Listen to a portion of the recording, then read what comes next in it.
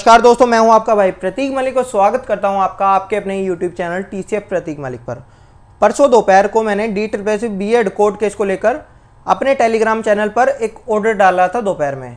आप सभी ने इतना ज़्यादा शेयर किया उसको कि वो वायरल हो गया, शाम तक हर जगह आ गया। यूट्यूबर्स ने उसके ऊपर वीडियो भी बनाई। मैं उसके ऊपर कोई वीडियो बनाने वाला नहीं था, लेकिन कल आप सभी की काफ़ी ज़्यादा रिक्वेस्ट आई मेरे पास में कि सर इसके ऊपर कोई वीडियो बना दीजिए जिसमें 4 क्वेश्चन मेन पूछे गए थे। बहुत सारे बच्चों की कन्फ्यूज़न भी थी। वो मेनली कुछ वीडियोज़ में कुछ ऐसी बातें कही गई कि ऑथेंटिक नहीं है। कुछ ने इसको कहा कि ये 7 जुलाई का आया हुआ है तो अभी तक इसके ऊपर कुछ क्यों नहीं हुआ, ना इसके ऊपर कुछ होगा।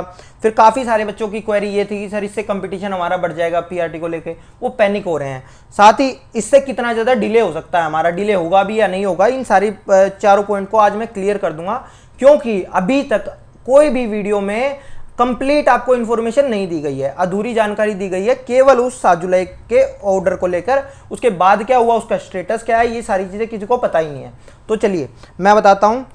वीडियो शुरू करने से पहले अगर आपने अभी तक हमारे चैनल को सब्सक्राइब नहीं किया है तो इसको सब्सक्राइब कर लीजिए। साथ ही आप हमसे जुड़ सकते हैं यूट्यूब व्हाट्सएप पर भी। व्हाट्सएप नंबर है 8076392717। इस पर आपको अपना नाम और साथ में लिख के भेजना होगा जो भी आप एग्जाम की तैयारी कर रहे हैं। तो सबसे पहले मैं वो आपको ऑर्डर दिखा देता हूं। और ऑथेंटिक कुछ लोग कह रहे हैं कि ऑथेंटिक नहीं है, तो भैया उनका कहना ये है कि ऑर्डर अभी तक DSSS की वेबसाइट पर नहीं आया है। तो भैया ये ऑर्डर DSSS ने निकाला ही नहीं है, ये ऑर्डर निकाला है कैट ने। ठीक है, कैट ने ऑर्डर निकाला है तो ये कैट की वेबसाइट पर चेक करो, ये आपको ऑर्डर मिल जाएगा 7 जुलाई का। अब इसको कुछ लोगों ने काफ़ी ज़्यादा बढ़िया एक्सप्लेन किया है, तो मैं इस ऑर्डर को पूरा एक्सप्लेन नहीं करूँगा। एंड में दिखा देता हूँ आपको कि जो मेन चीज़ है आपसे रिलेटेड। 7th पैरा में ये क्लियर लिखा हुआ है कि जो बीएड की डिग्री है जिनके पास में, वो एलिजिबल होंगे और आपको एक कोरिजेंडम इशू करना पड़ेगा, यानी DSSS को एक कोरिजेंडम इशू करना पड़ेगा। कोरिजेंडम होता है एक तरह से इंप्रूवमेंट या करेक्शन, यानी कि जब ऑफिशियल नोटिफिकेशन आ जाता है उसके अंदर कुछ चेंज करना चाह रहे हैं तो वो उसको बोलते हैं कोरिजेंडम। ये उसके बाद ही आता है, तो ये इशू करना पड़ेगा और पोर्टल को खोलना पड़ेगा बीएड डिग्री वालों के लिए और उनको एम्पल रीजनेबल टाइम देना पड़ेगा जिससे वो अपना फॉर्म भर पाएं। लेकिन अब काफ़ी सारे बच्चों का ये है कि ये सर 7 जुलाई का था, ये अभी तक तो इन्होंने खोला नहीं, इसका मतलब ये खोलेंगे भी नहीं। और या फिर क्या हुआ, पहली बताऊं तो जब मुझे ये जुलाई के अंदर ये लेटर या ये ऑर्डर जब मिला था तो मुझे भी ऐसा लगा कि हो सकता है DSSS ने ऐसा किया था एक बार कि जिन जिन लोगों ने केस करा था उनको बुला के उनके ऑफलाइन फॉर्म भरवा लिए गए थे। तो मेरे को लगा कि हो सकता है इस केस में भी ऐसा ही हुआ हो। एक्चुअली अगर इस केस का भी आपको थोड़ा सा ओवरव्यू दे दूं तो 5 जुलाई को ये मेनली आपका लिस्ट होने के लिए गया, 5 से 6 डेट मिली और 7 पहली ईयरिंग के अंदर ही अगर आप देखोगे जो 7 तारीख थी उसके अंदर इसको कर दिया गया। इसके भी अलग अलग स्टेज होते हैं आपके हर कोर्ट केस के, उसके टेक्निकलिटीज में मैं नहीं जाऊंगा इतना ज़्यादा, लेकिन आप ये समझ लो 7 तारीख को ये ऑर्डर आ गया था। अब 31 जुलाई को इन्हीं लोगों ने, मतलब कि जो ये हमारी बहन है जिसने कोर्ट केस कर रखा, दिखा देता हूं आपको, पायल ने 31 जुलाई को दोबारा इसके ऊपर केस किया। ठीक है, अब उसकी जो सुनवाई हुई वो एक तरह से देखा जाए तो इनको डेट मिली 31 जुलाई के बाद में 12 अगस्त का दिखा देता हूं मैं आपको। लिस्टिंग वाली चीज भी दिखा देता हूं, कहां लिस्ट हुआ था ये देखो भाई, ये 12 जुलाई के जो आपका है कैट में जो सुने जाएंगे 12 जुलाई कह रहा हूँ, 12 अगस्त को देख रहे हो। ठीक है, 12 अगस्त 2021 को। तो 12 अगस्त 2021 में अगर आप नीचे जाएंगे यहाँ पे तो आपको ये दिखेगा। ठीक है, अब ये यहाँ पे CP का मतलब क्या होता है, इसके ये होता है कंटेम्प्ट का मतलब क्या होता है, कंटेम्प्ट ऑफ कोर्ट। इसके बारे में हम अभी बात करेंगे। तो ये 12 जुलाई को 31 तारीख को इन्होंने डाला। 31 तारीख के बाद में जब इनकी पहली होती है जो भी हियरिंग मिलती है वो इनको 12 अगस्त की मिली 31 तारीख के बाद में। अब 12 अगस्त की हियरिंग के अंदर क्या हुआ और इसका स्टेटस क्या है वो अभी मैं आपको दिखा देता हूँ। लो भाई, ये है 12 अगस्त को यही हमारी बहन है पायल, इसने जो किया था। ठीक है, अब इन्होंने क्या डाला है, इन्होंने कहा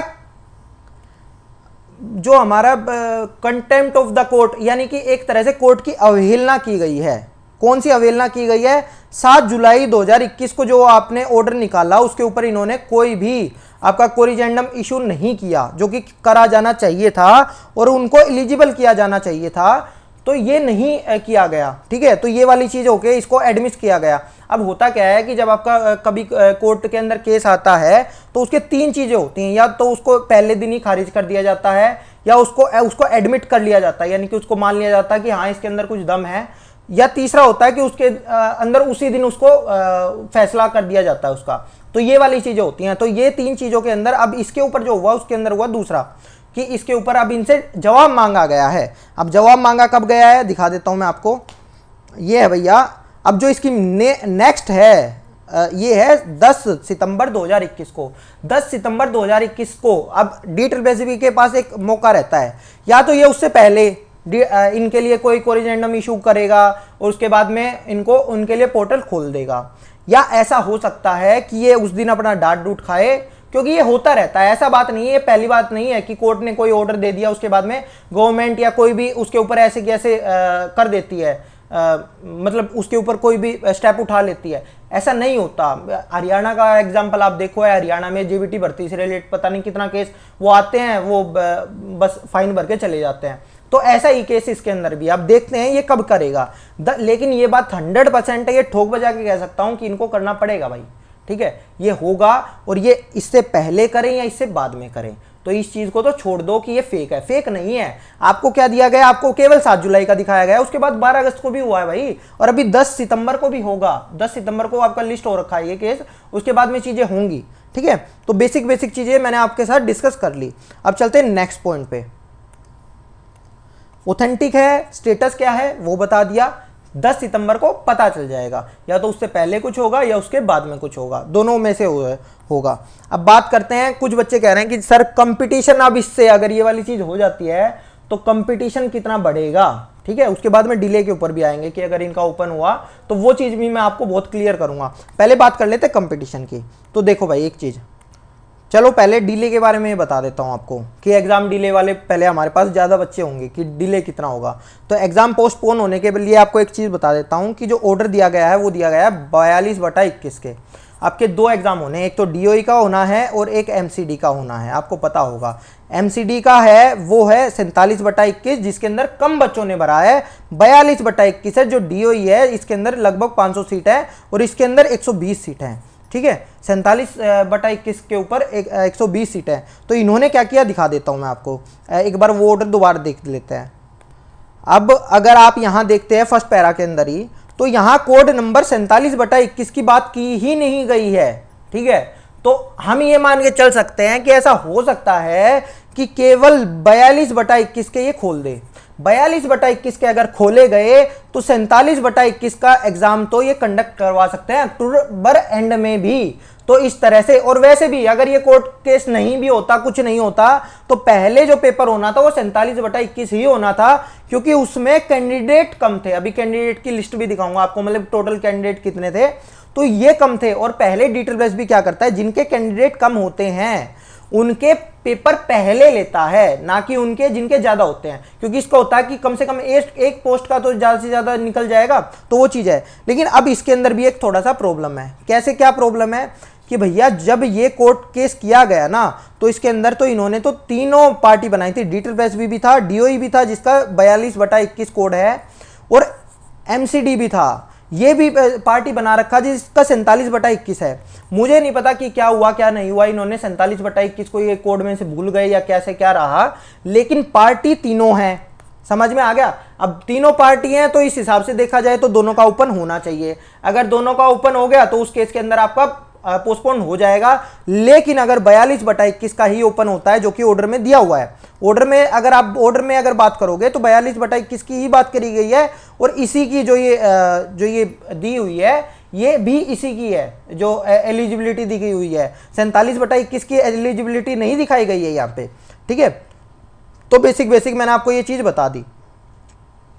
अब देखो एक चीज दिखा देता हूं, अब एक बार वो दिखा देते हैं आपको कि कितना है जो मैं आपको कह रहा हूँ। तो भैया ये पोस्ट अवेलेबल हैं, ये टोटल कैंडिडेट है। तो यहाँ देखो, यहाँ अगर मैं PRT MCD के बारे में बात करता हूँ तो 69 यानी लगभग 70,000 बच्चों ने इस पोस्ट का भरा है MCD वाले का।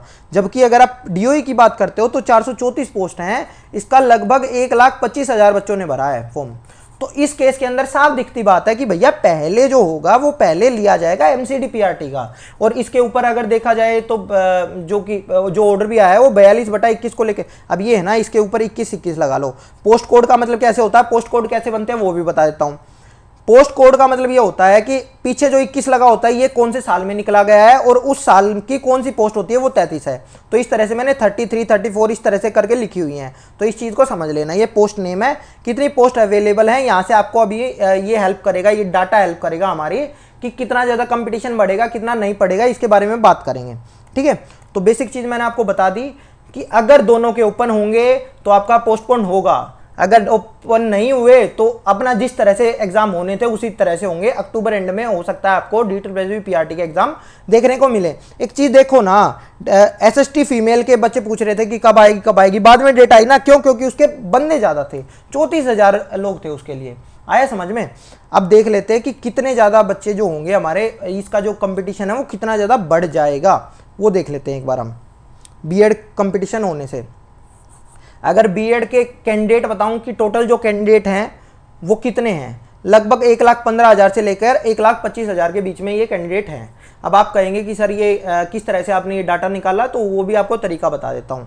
मैंने सारी पोस्ट कभी ऐड नहीं करी है, क्यों? क्योंकि इस बार ऐसा है कि एक ही बंदे ने 3-3 पोस्ट के फॉर्म भरे हुए हैं। मेरे सामने बहुत सारे बच्चों ने ऐसा भरा हुआ है कि SST भी भर दिया, उसके बाद में एक लैंग्वेज का भी भर दिया, हिंदी इंग्लिश भी भर दिया। ठीक है, कईयों ने तो 2-2, 3-3, इसी तरह से किसी ने संस्कृत का भी भर दिया। तो कम से कम 2 या 3 फॉर्म जरूर भरे हुए हैं। तो मैंने ये डाटा कैसे निकाला, मैंने क्या SST मेल और फीमेल को ऐड कर लिया, उसके बाद में साइंस मेल और फीमेल को ऐड कर लिया, क्योंकि साइंस के अंदर भी वो बच्चे आ जा रहे हैं बहुत सारे जो कि मैथ्स भी जिन्होंने भरा है। ठीक है, हाँ कुछ रह जाएंगे, उसके लिए भी मैंने थोड़ा सा एडजस्टमेंट किया है। उसके बाद मैंने संस्कृत का भी कर लिया, क्योंकि जिन बच्चों ने SST भरा है ना, उन्होंने या तो हिंदी और इंग्लिश जरूर भरा होगा, तो वो बच्चे रिपीट ही हो रहे हैं। आया समझ में? तो इस तरह से जो टोटल कैंडिडेट ये बने थे मेरे लगभग 1 लाख। 1 लाख के अंदर मैंने थोड़ा सा इसको और बढ़ाने के लिए 1,15,000 से लेकर 25,000 के बीच में ऐसे बच्चे होंगे जिन्होंने केवल एक फॉर्म भरा होगा, या जो छूट गए होंगे इसमें, जैसे इंग्लिश ऑनर्स वाले हैं उन्होंने केवल इंग्लिश ऑनर्स का भरा। तो इस तरह के जो बच्चे होंगे उनके लिए मैंने ये वाली चीज कर दी थी। ठीक है, तो इस तरह से लगभग आपके 1,25,000 बच्चे हो गए। ये लगभग वही वाला डाटा है जितने DLED के कैंडिडेट है ना, लगभग ही उतने बीएड के कैंडिडेट है। अब बात कर लेते हैं कि कंपटीशन कितना बढ़ जाएगा, वो समझना। अब आप यहां समझने की बात है वो सीटेट की अगर बात करते हैं तो बहुत सारे ऐसे बच्चे होंगे, कुछ बच्चे तो ऐसे जरूर होंगे जिनका सीटेट केवल पेपर 2 क्लियर होगा या उन्होंने पेपर 1 भरा नहीं होगा, और वो बच्चे बाहर हो जाएंगे। तो 1,25,000 अगर बच्चे मैं मान के चलता हूं तो हो सकता है 10,000 बच्चे आपको ऐसे मिल जाएंगे जिनके साथ ये वाली प्रॉब्लम होगी। 10,000 20,000 बच्चे ऐसे जरूर होंगे, क्योंकि इसके अंदर तो 1,25,000 ये बच्चे बने कैसे हैं? ये बच्चे जब बने हैं जब एज 40 साल तक कर दी है, 40 साल जब आपकी कर दी है। ठीक है, तो यहाँ तो 30 साल है, तो ये 30 से 40 के बीच के बच्चे आपको बहुत सारे मिल जाएंगे। तो 10-20,000 बच्चे वो भी मिलेंगे जिससे उनके साथ ये चीज़ होने वाली है। ठीक है, तो वो भी आप अपना माइनस कर लो।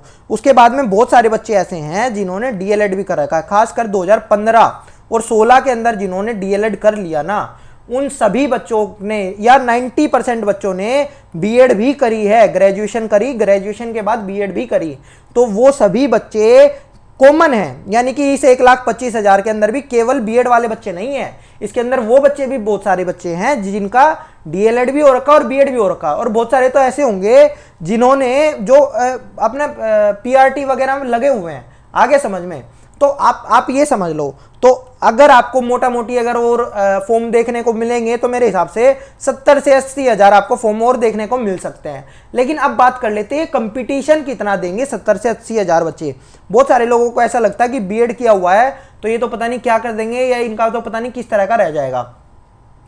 बात सही है, बीएड वाले बच्चे DLED वाले बच्चों से कुछ हद तक कई जगह ऊपर होता है, खासकर जिन्होंने बीएड मैथ वगैरह से किया होता है, या बीएड जो ग्रेजुएशन में साइंस वगैरह होती है उन बच्चों का होता है, थोड़ा सा अपर हैंड रहता है। लेकिन क्या वो वही सीट ले जाएंगे? अब यहां देख लेते हैं, अगर TGT की पोस्ट नहीं निकली होती तो मैं आपकी बात ये मान लेता, भैया TGT की पोस्ट निकली हुई है 11,500, 11,500। समझना एक चीज, 11,500 और यहाँ लगभग 1,15,000 बच्चे हैं, 1,15,000 बच्चे, यानी कि हर 10 सीट के ऊपर एक कंपटीशन। तो जो बच्चे अगर बीएड के अंदर बीएड वाले पीआरटी के अंदर कर भी लेंगे जो अच्छे होंगे, क्योंकि जो बीएड की क्रीम होगी वही पीआरटी को टक्कर दे पाएगी, इस बात को समझ लेना। तो भैया उनका तो सिलेक्शन अपनी पोस्ट पे ही हो रहा है, आया समझ में। और तब तक हो सकता है उनके पेपर भी हो जाए, उनको पता चल जाए हाँ तुम्हारा सिलेक्शन हो जाएगा। पोस्ट देखो ना कितनी कितनी है, दिखा देता हूं एक बार मैं आपको।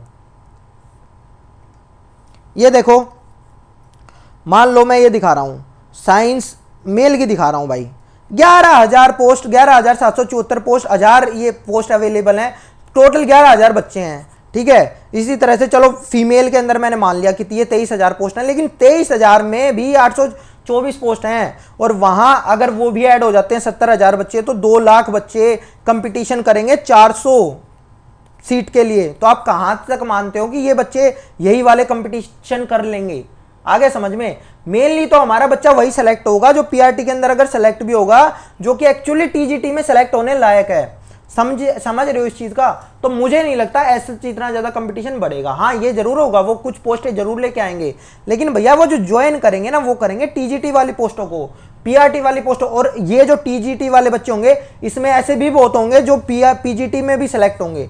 पीजीटी के तो अभी दिखाए नहीं है मैंने, तो मुझे नहीं लगता कि हो सकता है आपका पहली उसके अंदर ना आए, लेकिन फिर वेटिंग में नंबर आ जाएगा आपका। तो डरो नहीं। और सही बताऊं तो डरने की बात, तो अगर आप केवल बीएड पीआरटी को देख के डर रहे हो ना, तो भूल जाओ। अभी 10-15 दिन के अंदर आपके सर पे वो बम फूटने वाला है। जो बच्चे पीआरटी की तैयारी कर रहे हैं, आप देखना, आपको पता चलेगा। अंदाजा है कुछ लोगों को, लेकिन अभी पूरा तरह से उनको भी पक्का नहीं पता, कच्चा पक्का पता है। आया समझ में? अभी 10-15 दिन रुक जाओ, आपको दिख जाएगी वो चीजें, और मैं उसके ऊपर वीडियो बनाऊंगा कि आपकी तैयारी कहाँ है, कितनी है। मेरे हिसाब से आपकी तैयारी अभी 0 है, सच्चाई बता रहा हूं। कोई कहीं से भी कोचिंग ले रहा हो, अभी तैयारी उसकी 0 है। जब वो वीडियो आ जाएगी उस टाइम पे आप देख लेना। तो आई होप मैंने आपकी सारी चीजें क्लियर कर दी होंगी। मुझे नहीं लगता कि ऐसा आपका इतना ज्यादा कंपटीशन होने वाला है। हाँ कंपटीशन बढ़ेगा, इसमें कोई दो राय नहीं है, लेकिन भैया केवल 400 सीटें, कितनी सीट ले जाएंगे बीएड वाले? और अगर इतने वो सक्षम है कि ये 400 सीट पे फाइट करेंगे, तो भैया वो अपने टीजीटी 11,500 वैकेंसी निकली हुई है टीजीटी की, समझ रहे हो? जहां आप 1,15,000 बच्चे, 1,25,000 बच्चे 400 सीट के ऊपर मर रहे हो, वहां उनके लिए 11,000 सीट है, तो वो अपनी वाली की तैयारी करेंगे ना भाई। यहाँ आपका सब्जेक्ट मैटर 100 नंबर का अलग आ जाता है। इसके अंदर हालांकि ये मान लेता हूँ कि डीयू बीएड जिन्होंने किया होगा, जामिया से बीएड जिन्होंने किया होगा, या जिन्होंने आपका कहाँ से ये जो आरआई होते हैं, ठीक है, एनसीईआरटी के होते हैं, यहाँ से किया होगा, तो इनका थोड़ा सा अपर हैंड रहता है आपके पे। लेकिन ओवरऑल अगर आप देखोगे, मुझे यही लगता है कि सब ये चाहेंगे कि हमारा सिलेक्शन टीजीटी में हो, क्योंकि टीजीटी के अंदर तो नौकरी हाथों पे है इस बार। पीआरटी में वो ज्यादा क्यों बेफालतू की दिक्कत लेंगे। हाँ होंगे 10-15 बच्चे, 20 बच्चे हो सकते हैं इस तरह का, लेकिन वो ज्यादा फर्क डालेंगे नहीं, इस बात का ध्यान रख लेना, ठीक है। तो आई होप आपकी सारी चीजें क्लियर हो गई होंगी। और धन्यवाद दोस्तों। अगर आपको ये वीडियो पसंद आया हो तो इसको लाइक कर देना, अपने दोस्तों के साथ शेयर जरूर करना जो पैनिक कर रहे हैं। और भाई हमारा जो टेलीग्राम चैनल है उस पर आपको ये सारी चीज़ें मिल जाएंगी। ये ऑफिशियल जो ये चीज़ें हैं ये मैं भेज दूंगा, वहाँ से आप डाउनलोड कर लेना। और इसका ज्वाइन करने का जो लिंक है वो भी मैं आपको अपने डिस्क्रिप्शन बॉक्स में डाल दूंगा, ठीक है। हमारा ऐप भी है TCF प्रतीक मलिक वीडियो कोर्स, आप इसको भी डाउनलोड कर सकते हैं, वहाँ से आपको हेल्प मिल जाएगी, ठीक है। तो चलिए धन्यवाद दोस्तों, आपका दिन शुभ रहे। मैं था आपका भाई प्रतीक मलिक, आप देख रहे थे TCF प्रतीक मलिक।